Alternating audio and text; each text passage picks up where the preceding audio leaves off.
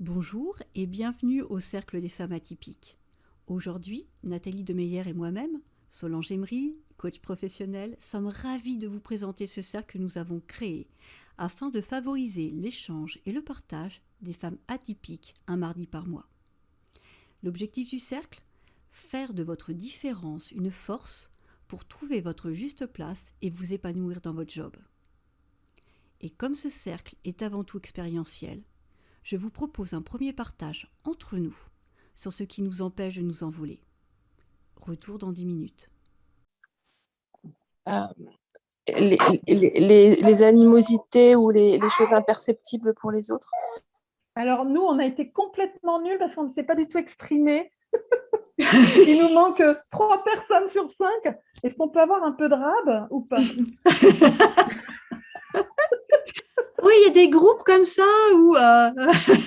Nous avons perdu une participante en route. Ah mince.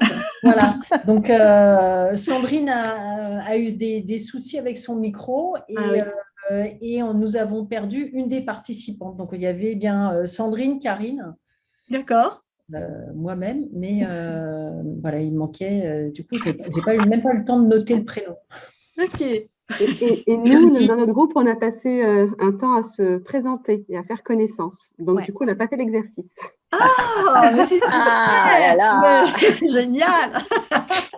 Après, on peut le faire, ça va, on peut le faire en mode popcorn. Maintenant, peut-être. Je ne sais pas si c'est ça une définition de l'atypisme. Mais… Oui, c'est ça. Alors, dans l'atypisme, on a bien le cadre et le hors cadre. Donc, en gros… rien comme personne. Nous en parlions avec Sophie ce matin. Je crois que Sophie…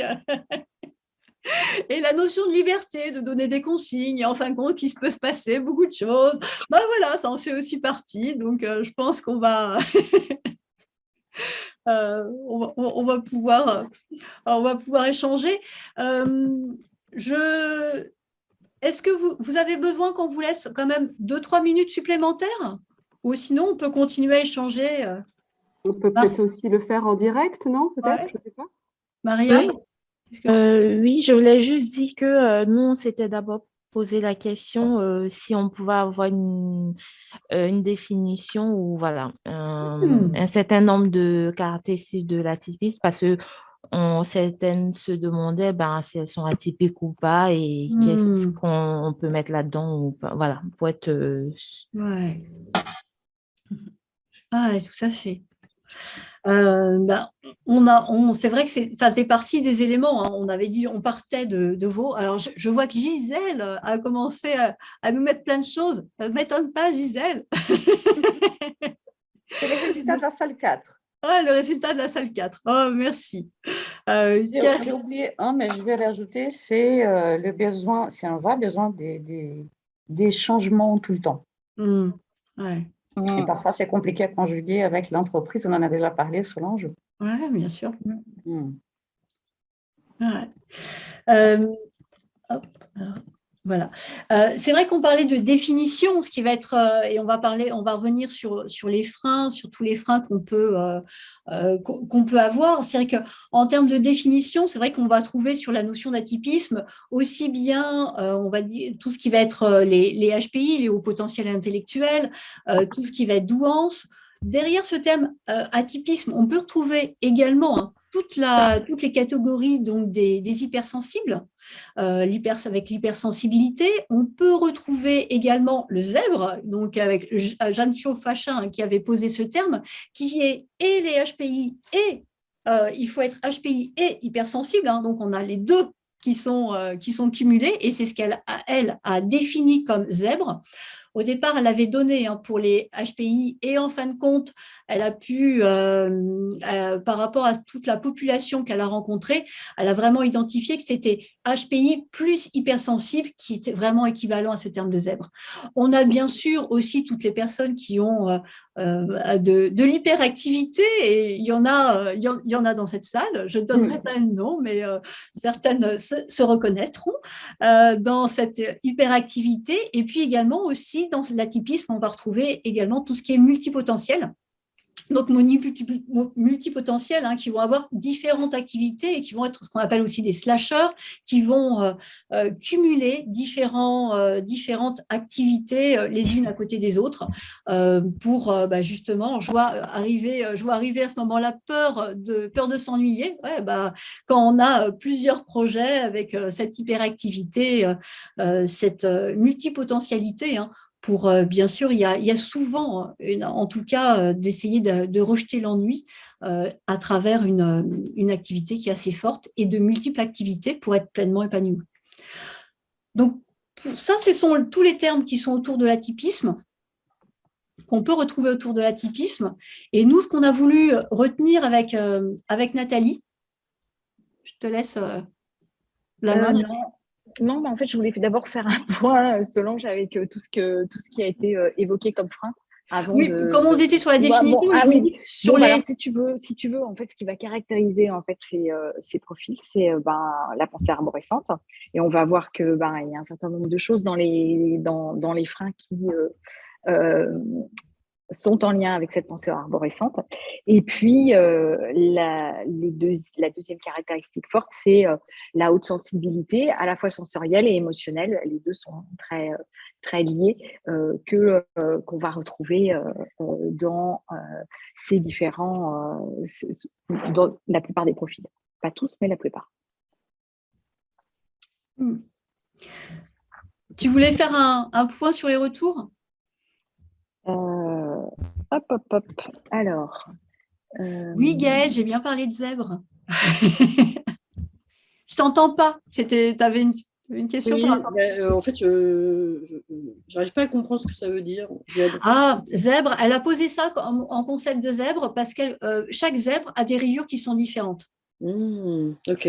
Et donc, du coup, bien sûr, on va dire qu'il y a des caractéristiques globales avec tout ce qu'on a déjà posé. Mais en fin de compte, chacun peut être vraiment différent. Je vais dire que comme tous les autres, hein, bien sûr, comme les neurotypiques, mais les neuroatypiques ont bien sûr toutes des rayures différentes et on ne va pas catégoriser plus cette population. Et donc, elle est vraiment partie sur cette notion de zèbre en disant que chacun a des rayures différentes, chacun des niveaux de sensibilité qui peuvent être différents, chacun peut avoir des pensées différentes et chacun peut avoir des freins qui sont différents. Donc, elle est, c'est comme ça qu'elle a posé ce concept-là du zèbre. Ok, très bien, merci. Et j'avais une question, et la définition du coup de atypisme, telle que vous la présentez là, elle est référencée ou c'est peut-être un retour d'expérience que vous avez fait pour décrire cette notion d'atypisme? C'est référencé. Le terme atypisme est référencé. Ça vient du Canada. C'est vraiment au Canada où ils ont commencé à utiliser ce terme. D'accord, avec cette définition-là, de ce qu'on a ici sous les yeux. Alors, Fatia, je fais juste entrer Fatia qui m'avait annoncé. Alors, avec cette définition, mais on a voulu quand même la simplifier. Parce que pour nous, derrière le terme d'atypisme, il y a en effet une multiplicité de profils. Chacun donne des noms. À un moment, on était même sur les phylocognitifs, on était sur les hyper, chacun veut poser un terme, et donc voilà, moi je ne suis pas pour rajouter des termes, je suis plutôt pour simplifier et revenir à ce qui peut être l'essence de chaque chose. Je trouve ça plus fort, plus intéressant. Et donc, si on reprend à chaque fois, l'essence, c'est vraiment d'être dans cette pensée arborescente et en même temps sur cette haute sensibilité. Ok, super, merci.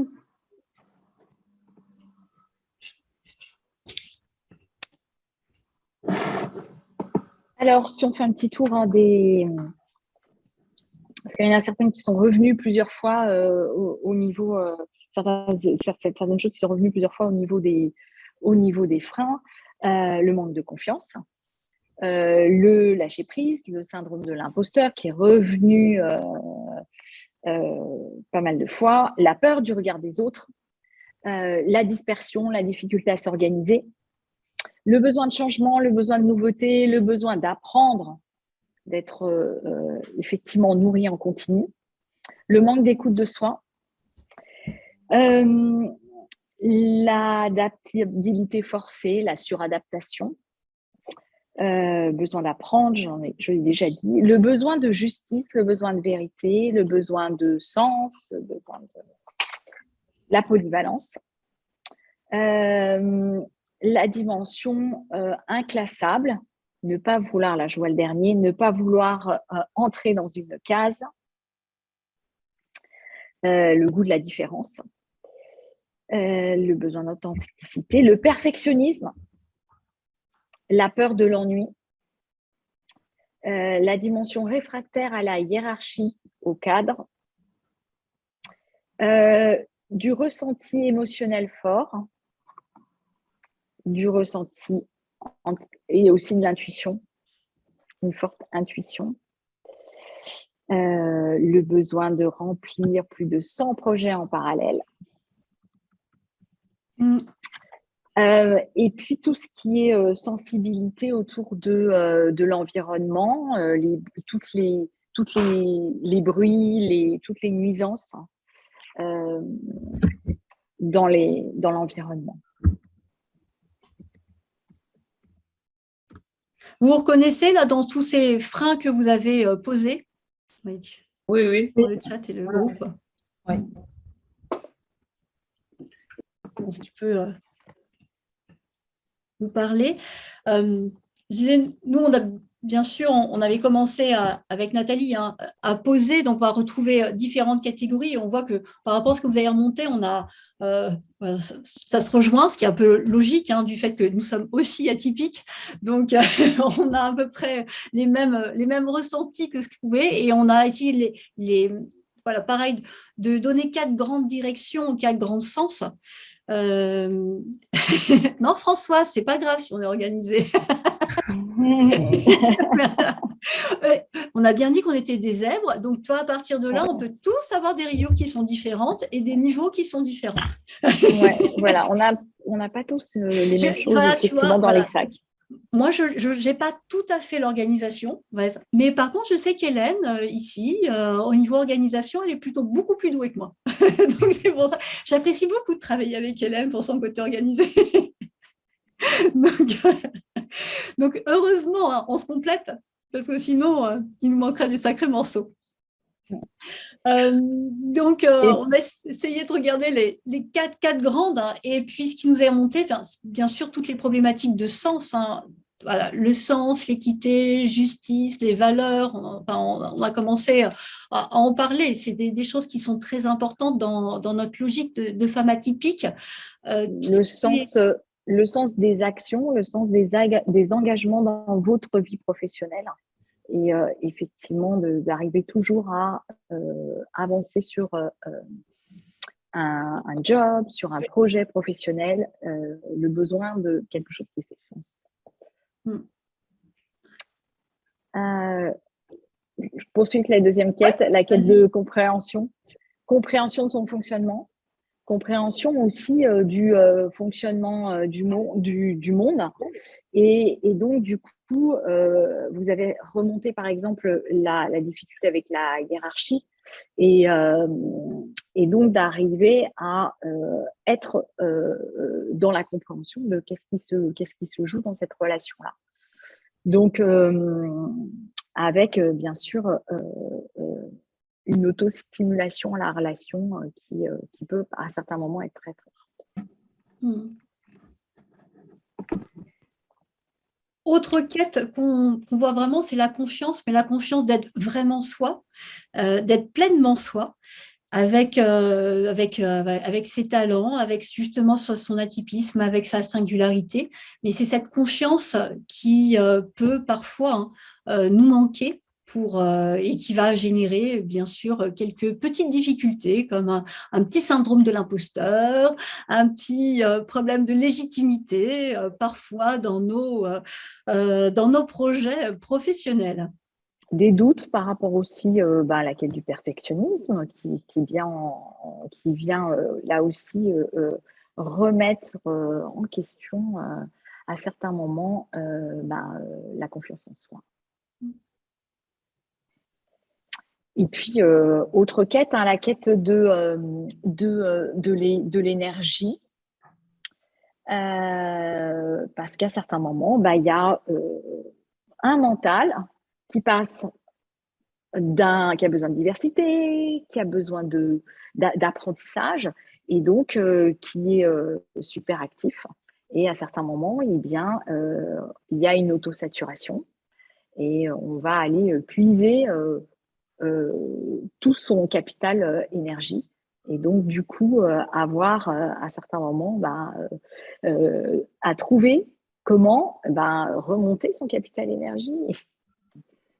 Alors que l'envie, le désir d'être sur plein de projets est là. Et comment on équilibre tout ça, comment on trouve l'harmonie dans tout ça.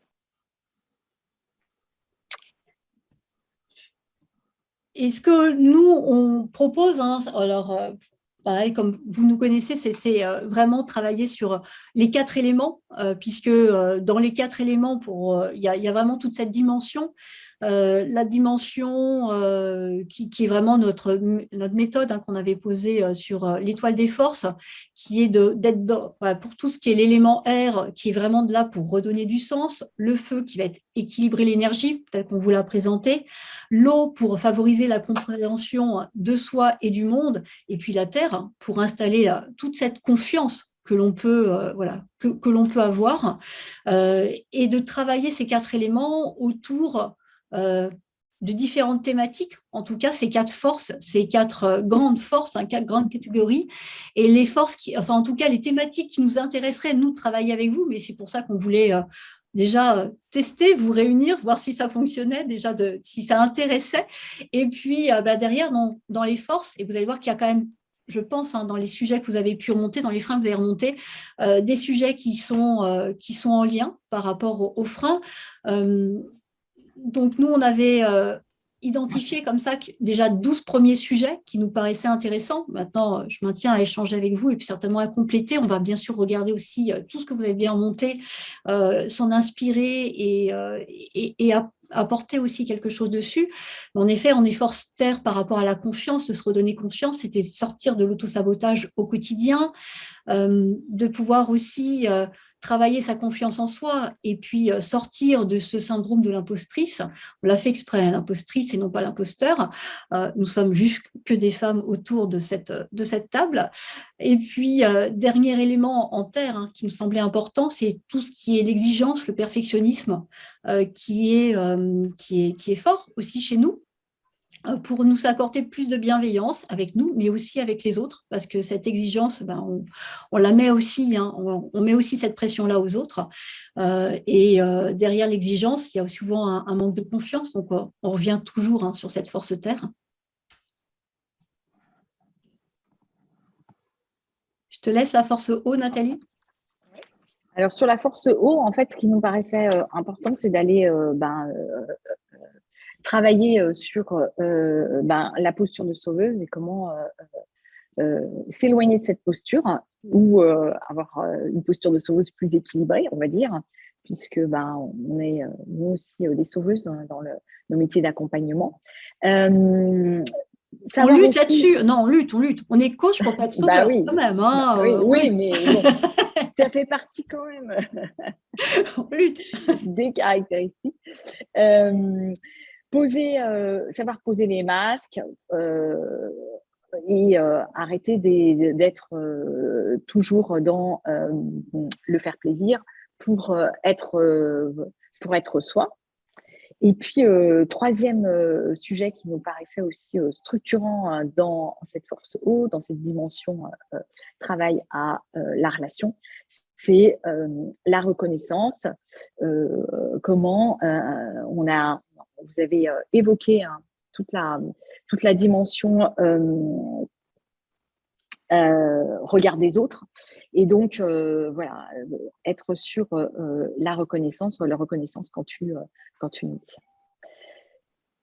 dis. Alors, je te laisse aller sur la force R, où je voulais peut-être en parler un petit peu des outils aussi, des méthodes et des outils, parce qu'on a notre méthode, l'étoile des forces, et cette méthode, elle avec ces 4 éléments, elle va s'appuyer sur ce qui nous caractérise, ce qui nous structure en termes d'outils, de pratiques, avec l'objectif de vous amener à explorer des techniques, des outils que vous allez pouvoir vivre et intégrer dans votre quotidien s'ils vous correspondent. Donc, en fait, dans ces techniques, dans ces outils, il va y avoir des éléments de psychologie positive qui vont nous permettre d'aller renforcer et vraiment travailler sur la dimension valeur-force de la neuroscience. Parce qu'on va aussi avoir besoin de comprendre son fonctionnement neurologique et comment on peut faire bouger ça et agir différemment. Et puis, on va aussi s'appuyer sur tout ce qui est TCC, thérapie comportementale et cognitive, et communication bienveillante pour aller travailler sur la dimension émotionnelle, sur cette hyper stimulation émotionnelle et faciliter au travers de ces différents outils la dimension relationnelle. Et puis bien sûr, il y aura la pleine conscience avec des pratiques de méditation, des pratiques de relaxation pour favoriser la connexion à soi. Et on verra les autres après. Allez, on va parler de la force R. On parlera après. La force R, donc dans les axes qui nous semblent intéressants dans la force R, c'est de faire une pause quand tout s'agite, quand ça fusionne, foisonne, d'arriver justement à diminuer l'intensité de tout ça. D'être aussi sur libérer son intuition, parce qu'il y a, on en parlait avec Mariam dernièrement, c'est-à-dire qu'il y a plein de choses où on sent que la situation et que notre intuition peut être le premier élément qui nous donne en tout cas des indices sur ce qui va se passer et de prendre en compte ces premiers éléments. Et autre axe qui nous paraît important dans cette force R et qui tourne autour du sens, qui va être comment on peut aussi coopérer efficacement avec les autres, tout en restant fidèle à ses valeurs, tout en restant en accord avec ce qui nous semble, avec notre alignement, et vraiment rester dans dans tout ce qui fait sens pour nous. Et pour ça, on travaillera sur des outils comme des outils qui prennent leur base dans la métaphore, dans la créativité, pour aller au-devant de ce qui se passe en termes d'intuition, et puis au-devant de certaines lectures de l'inconscient, tout simplement. Je te laisse faire feu, Solange. Ok. Et la force feu, avec justement, on parlait d'équilibre, la force feu, avec cet équilibre de l'énergie, la force feu, on va le retrouver avec tout ce qui est suradaptation, sous-adaptation, puisque entre certaines qui sont davantage dans la suradaptation permanente, et puis des fois où on peut être aussi, et parce qu'on est multiple, on peut être également sous-adapté et peut-être très fermé dans certaines situations. Notre hyperstimulation et comment on vit avec cette hyperstimulation de tous nos sens, sens, mental, et justement comment on peut gérer ça au quotidien, cette hyperstimulation qui peut nous assaillir de façon assez violente, et puis notre hyperactivité dans cette force feu, comment on peut aussi équilibrer nos différents espaces, nos espaces vie pro, vie perso, donc retrouver comme ça un équilibre qui ne veut pas dire un équilibre, mais en tout cas quelque chose dans lequel on se sente bien, qui nous corresponde à un moment donné. Et Nathalie, tu voulais… Non, c'est bon. Ok. Et donc, ce qu'on voulait vous proposer justement, c'est de de se dire, mais vous, par rapport, on va revenir sur les thèmes, hein, je vais changer d'écran. Par rapport à ces thèmes-là, si vous deviez travailler, puisque on s'est déjà donné rendez-vous le 8 mars, donc le 8 mars, on voudrait lancer, voilà, lancer ce cercle, sur quel thème? Alors là, on est pour l'instant parmi ces thèmes-là, et puis après, on va compléter parmi tous ceux aussi que vous avez remontés, sur quel thème vous aimeriez travailler. Et on voudrait vous le faire voter par rapport à ces thèmes. Alors, je vais revenir voilà, dessus. Estelle? Ah ouais, vas-y, Estelle. Envoie. Donc, vous pouvez, alors je vais le remettre en diaporama. Soit avec le téléphone, vous pouvez... super, merci Estelle. Vous pouvez donc directement donc, le prendre par rapport au QR code, soit à travers l'application dessus, et comme ça va vous permettre, donc on va vous demander deux choses en cliquant, enfin en ayant avec le lien, c'est votre mail, votre prénom et votre nom. Et à partir de là, vous tombez directement, moi après, une fois que c'est bon pour vous, je change d'écran et je me mets directement sur la klaxoon, et comme ça, on verra vos votes, bien sûr, au fur et à mesure.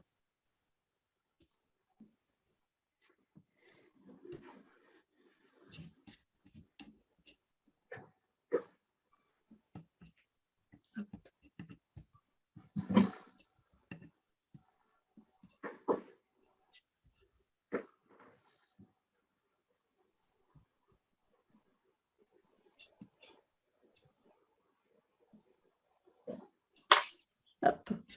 Je vais commencer à partager. Enfin, non, je vais attendre que vous ayez fini de voter et après, on partagera. Comme ça, on ne crée pas de biais par rapport à ceux qui sont là.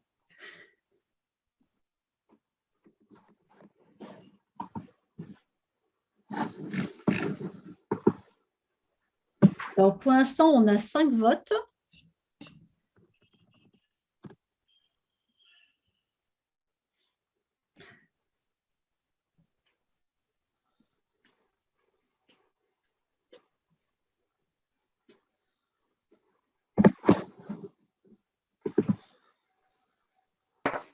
J'ai froid.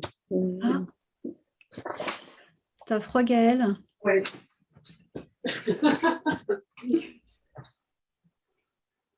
Alors, je regarde. Je vais commencer à partager. Vivi, voilà. Ça fait soirée électorale, là. Ouais. Ouais, mais c'est quand même... Ça prépare tout le monde.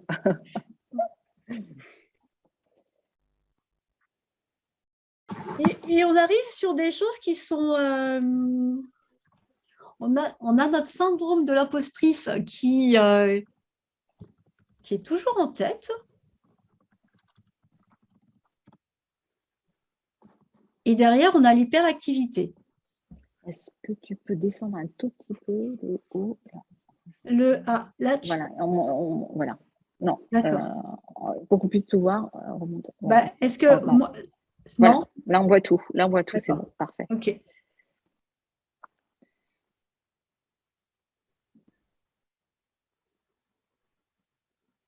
Est-ce qu'il y a des personnes qui n'ont pas voté? Hop, je regarde. J'ai mis dans le chat. Dans le chat. Alors, j'avais mis terre, mais du coup, après, j'ai précisé sortir l'auto-sabotage. D'accord.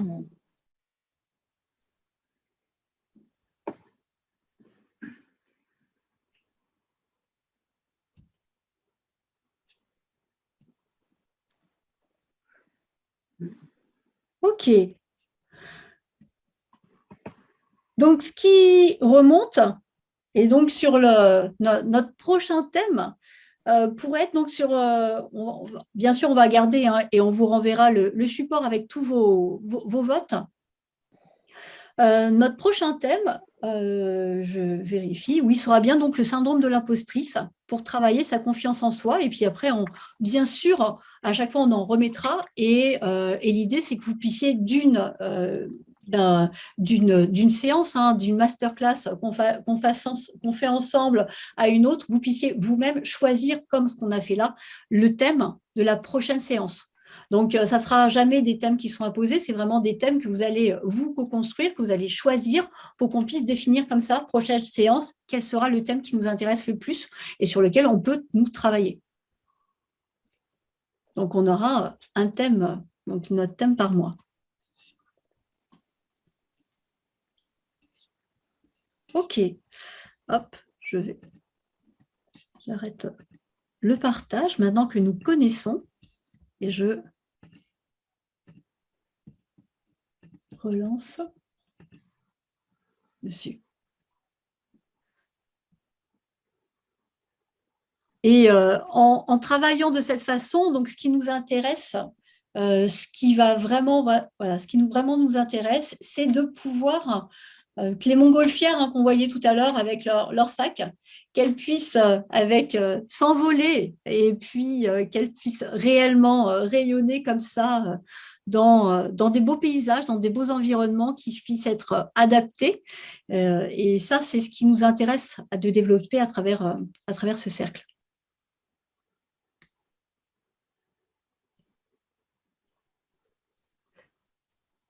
Hop, Donc, pour le cercle, vous avez déjà eu pas mal d'infos, mais je redonne simplement les infos. Hein. Le cercle, ça sera un rendez-vous par mois pour justement être ensemble. Alors, vous êtes ensemble, mais ça veut dire vraiment que des femmes atypiques. Donc, c'est des personnes qu'on a, alors j'allais dire, soit choisies, soit en tout cas qui viennent à nous, mais à la suite d'un entretien. J'en ai parlé ce matin à Sophie.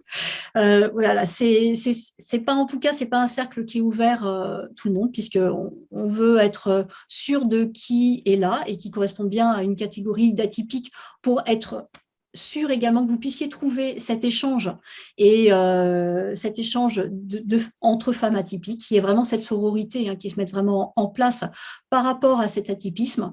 Donc, d'être sur un échange mensuel pour pouvoir justement explorer autour des thématiques et pouvoir exposer, parler du décalage en toute confiance, avec des personnes qui nous comprennent, de parler d'hypersimulation, de parler de pensée arborescente, d'être vraiment soi, et puis donc se retrouver comme ça un mardi par mois, et comme le disait Nathalie, il y aura des outils, des exercices, des pratiques, des temps d'échange, j'y tiens beaucoup, vous le savez, et puis pour certains, bien sûr, la possibilité d'être coaché en complément de ce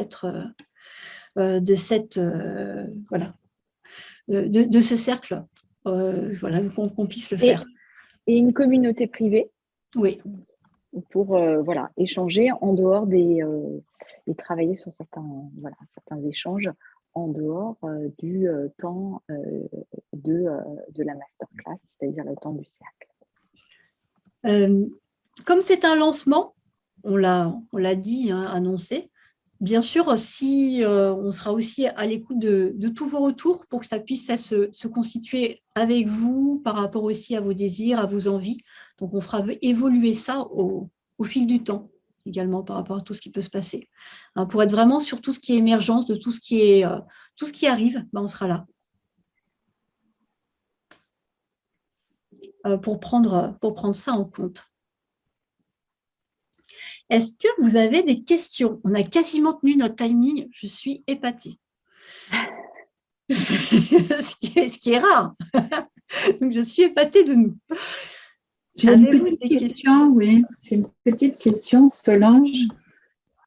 Est-ce qu'il est courant, quand on est une femme atypique, d'avoir un enfant ou des enfants atypiques, ou zèbres? Ah oui, il y a un côté génétique. On peut faire une statistique, là, ça va être marrant. J'ai 3 enfants, les 3 le sont. Voilà, c'est pas très compliqué chez nous. Donc, oui, non, mais oui, bien sûr, il y a une partie qui est génétique, donc bien sûr, il y a, ça le prend. Alors, il y a il y a toute une réflexion qui avait été faite à un moment sur les chromosomes. Alors, je ne sais pas si on peut aller jusque-là et si on peut aller le dire, mais on sait, enfin, d'après la théorie des chromosomes, normalement, quand on sait que c'est un garçon, c'est plutôt lié à la mère. Maintenant, quand c'est une fille, on n'en sait rien. C'est beaucoup plus large. Donc, bon, voilà, c'est comme ça. Donc, mais oui, bien sûr, il y a une partie génétique. Hein. Et parfois, l'adulte, il est identifié parce que l'enfant est identifié d'ailleurs. Oui. Et puis, des fois, on prend, alors dans le côté atypique, il y a la pensée arborescente, mais pas le HPI, qui va être pris en compte. Et je connais une psychologue chez qui j'ai proposé, Gaëlle, d'aller, pour certaines, d'aller faire des tests, qui est HPI, mais je sais que sa fille ne l'est pas. Elle est hypersensible, elle a bien une pensée arborescente, mais elle n'est pas HPI. Donc, il y a également, ce n'est pas non plus une continuité, il y a certains éléments, mais en tout cas, ce n'est pas une obligation, quoi. Et comment tu définis une pensée arborescente? Ah, tu sais, j'ai toujours mon petit... Regarde, mon petit cerveau qui est là. Tu vois, c'est la pensée. J'ai mon cerveau, un petit cerveau, c'est toujours important. La pensée arborescente, c'est qu'en pensée classique, tu as une question, hop, là, tu vas aller chercher tout de suite l'idée. La pensée arborescente, tu dis, ah non, ça, c'est beaucoup trop facile. Donc, ce que je vais faire, c'est que je vais commencer à chercher un peu dans tous les sens pour me dire, attends, c'est quoi toutes les options avant d'arriver à cette idée? Et c'est pour ça que quand des fois on discute avec des HPI, ils me disent, mais je ne comprends pas pourquoi on me dit, c'est une pensée rapide, moi je suis ultra lent. Bah oui, on est ultra lent parce qu'on va aller explorer toutes les options avant de se dire, ah non, mais c'est vraiment la première qui était la plus intéressante. Donc oui, ça peut prendre énormément de temps, mais la pensée arborescente, c'est le fait d'aller rechercher, comme ça, à travers le cerveau, on va aller rechercher énormément, ça va faire rebondir de lien en lien, jusqu'à des fois très très loin par rapport au premier sujet. Donc, vraiment au lieu de pourquoi parfois on va chercher quelque chose sur Internet, on va chercher, je ne sais pas, l'adresse du médecin à côté. Et à un moment, on est en train de regarder un truc sur l'archéologie, on se dit, oui, mais attends, comment je suis arrivée là déjà? Parce qu'en fait, l'idée, elle part dans tous les sens. Lisiane? Oui, alors finalement, comment s'inscrit-on? Parce que j'ai vu qu'il y avait deux formules, flow et switch, c'est ça? Oui. Et donc, du coup, il y a un truc à cliquer, payer. Oui, demain, tu vois, là, on est au début. Demain, on sera prête. Ah, très bien, tout va bien, parce que ça demain matin. Bon, alors, demain matin, ça sera bien.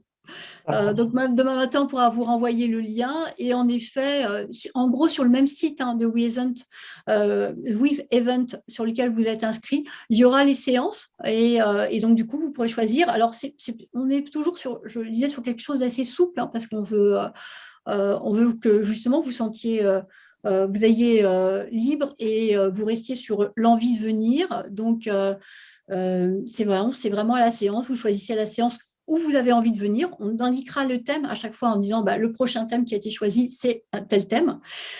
Mais en tout cas, ça sera vraiment dans une logique de venir quand le thème vous intéresse, de venir quand ça vous paraît pertinent pour vous, quand c'est juste pour vous et qu'on reste là-dessus. Karine? Oui. Ouais. Ah, alors c'est l'autre. Karine N. Karine N. Ouais, Karine. Oui, bonsoir à toutes les deux. Nous, on s'était rencontrés il y a 2-3 ans à Mindful Codev. Oui. Par rapport aux deux formules, j'ai vu passer le tableau récap avec le détail des deux formules, mais juste pour vous entendre sur le sujet, c'est quoi la différence entre les deux? C'est sur la première formule, on va vraiment être sur le flow. Sur le flow. On est vraiment justement sur la masterclass avec justement tous les exercices, tout le lien, la communauté. Et puis sur le switch, là, on aura une séance de coaching en plus. C'est-à-dire que tu as une séance de coaching par mois qui va t'accompagner en plus du cercle. Okay. C'est vraiment ça. La différence, elle tient là sur la capacité d'être coaché en plus. Et du coup, j'appellerai l'une d'entre vous pour échanger. Ouais. Ok, merci beaucoup. Ok. Il y a Mariam. Oui, Mariam. Oui, je voulais savoir en fait si on pouvait l'intégrer à tout moment, si par exemple pour le 8 mars, pour une raison ou pour une autre, on en avait échangé Solange. Moi, actuellement, j'ai besoin de ralentir. Donc, et comme je m'étais aussi dispersée sur plein de choses, donc voilà, je trouve pas assez judicieux de me lancer encore sur d'autres choses si j'ai pas vraiment fait le point sur tout et ralentir. Est-ce qu'après, ce serait possible d'intégrer le masterclass à tout moment, en fait, le prendre en route? Oui, tout à fait.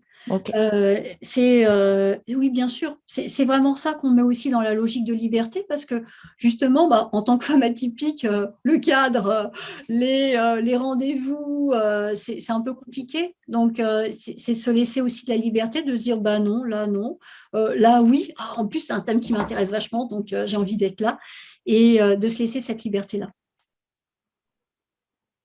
Ok, ça marche. Merci. Est-ce qu'il y a d'autres questions?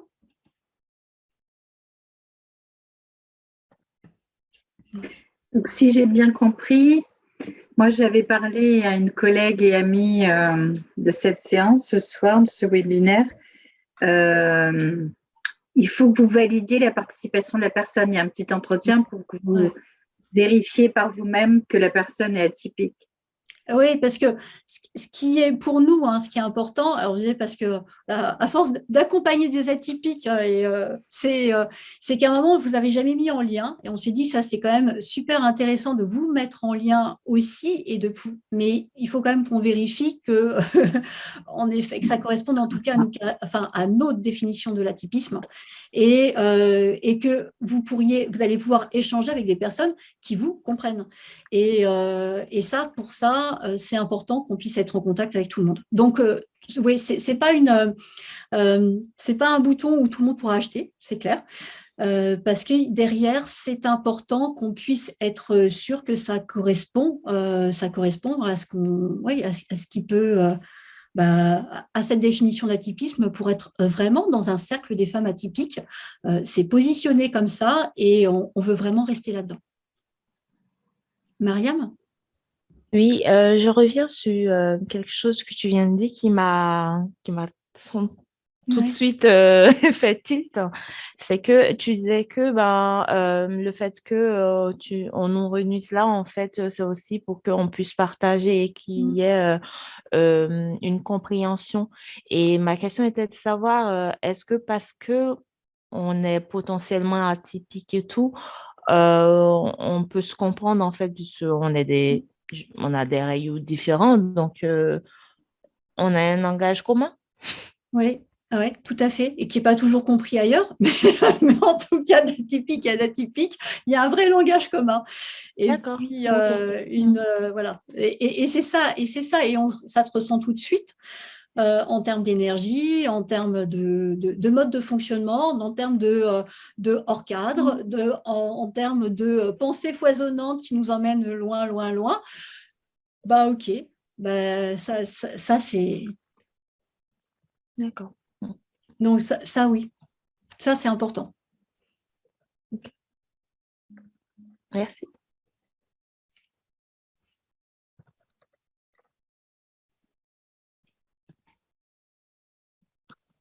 Est-ce qu'il y a d'autres questions?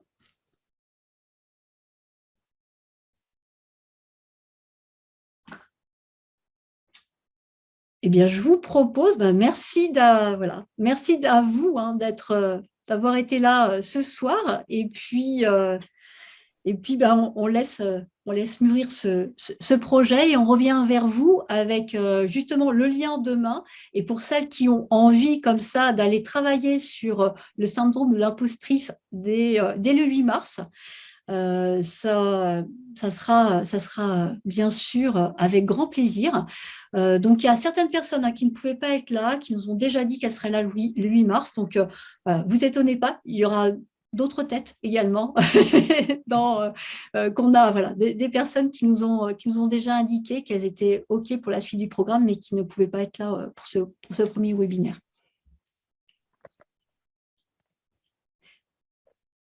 À bientôt. Merci à Merci. tous. À bientôt. Bonne soirée à tout le monde. Merci. Bonne soirée, Au revoir. Bonne soirée. Solange. Au revoir. Au revoir. Merci, au revoir. Le Cercle des femmes atypiques, c'est tous les mois une expérience collective 100% féminine pour booster votre potentiel. C'est une masterclass de 3 heures en mode coaching collectif avec des outils concrets, des exos collaboratifs, des bonus et des fiches de travail pour avancer plus vite. C'est en visio avec nous, autour d'un nouveau thème chaque mois que vous aurez choisi pour être actrice de votre développement. Et bien sûr, vous pourrez visionner la version replay si vous n'êtes pas disponible. Le cercle, c'est aussi un accès en continu à notre communauté via un forum de discussion privé pour partager, co-créer, expérimenter, réfléchir et s'entraîner à activer vos forces en groupe. Le cycle démarre le 8 mars à 18h30, pour la journée de la femme bien sûr, avec notre premier thème, le syndrome de l'impostrice. On vous donne rendez-vous.